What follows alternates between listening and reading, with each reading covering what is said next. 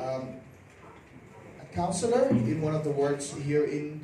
Aizawl Municipal Council. She's here with us. Tuna chuanin kan so mga piram than zavi ani in tul le tha ti angte le jenes amunan te pomi han sil selang in athange tuna lo songe.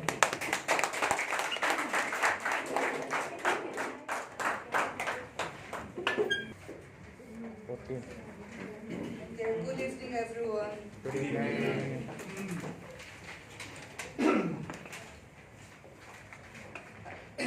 I extend my heartiest greetings to Mr. Chandra and his team and all member Janus Network Marketing from Aizawl. Kan right of kat thawa an mani po khat an tu ta ning li thawa zo trogin I kalo sayanga hey ko india hela ya sa voro pi tak min pe han ti kalo em yes o tu de ne na ha tom tu ka sai boka ro pi ka tia helai muna mun laili Aizawl mun laili taka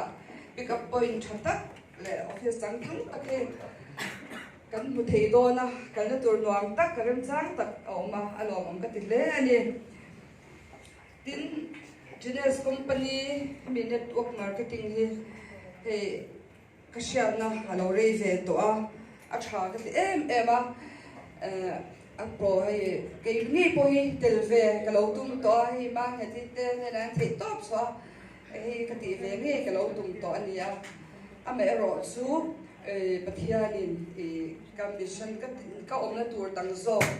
rat wangin ka ti chun zom talawa to wang charin nakina hun rem sang te alo mani swarin ke poina the top chwa he marketing hi ram som le ti ve je ni tu ni ai ko umre ko kan ni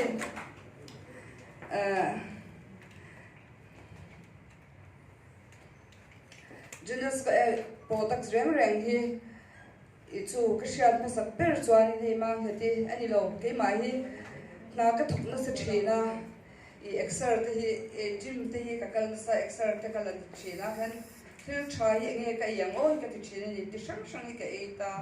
atopa chwanin Genius products me resolve hi min ko mu ta hi ka eta char char ni tunai hianin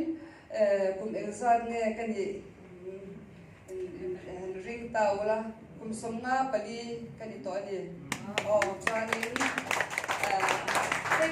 Pei kong sang kun chung tia step kalte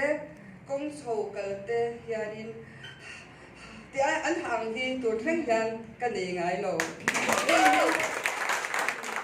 hei ni pathian mal som na pathian in Genius products result hi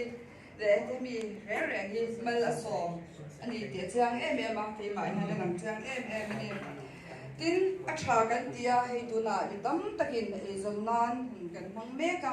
me ka so ki nge po ka ron lo ve le ka ringa ama ero su lot ling tur chuan taima ka ngai ni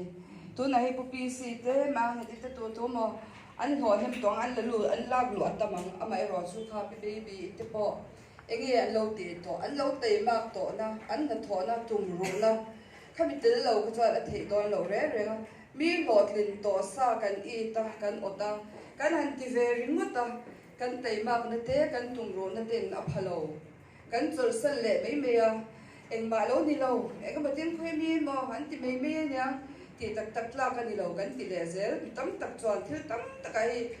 lo kala lo sim le ton tam chu wang chan lo tling tur chuan taima ka tum ru na angai ni tin bible ang nge po Christian kan bible ang nge po thok lo chuan e po e su se atia kan tho lo wa paisa mu kan tum ri wat te tu na po kan rama le ko ya po tho lo wa paisa nei tun na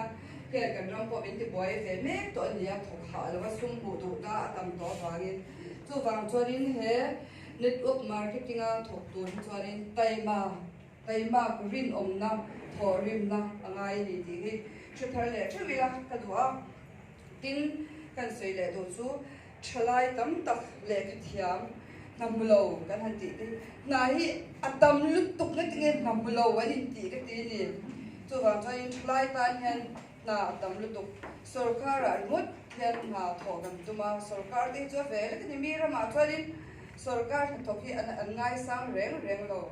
iram chang ka pia ma sarkar thoki chu an ngai sang lo tin an khosak po abiam zo nge vektani ram chang ka kan ti zo ka hian sarkar thok reng tu men ngai sang lo bani chu wang thalin le ka thiam na hulo kan ti te chu i daimak lo wang le enge ka ti tu ra ni ti kan shat lo wang ni ka sha chu wang chuanin tui ni hian ke ni helai lo kan po hian kan shan te kan o nau te kan su te po he sum to na he network marketing a hianin I atam zok shwai lu tumila ama ero chu daimak te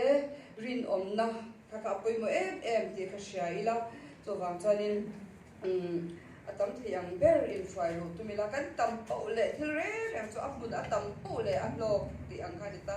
ti so bila he marketing a he lu chu bila ti chuanin I a lo pui kan lo ta manga that pui kan lo ta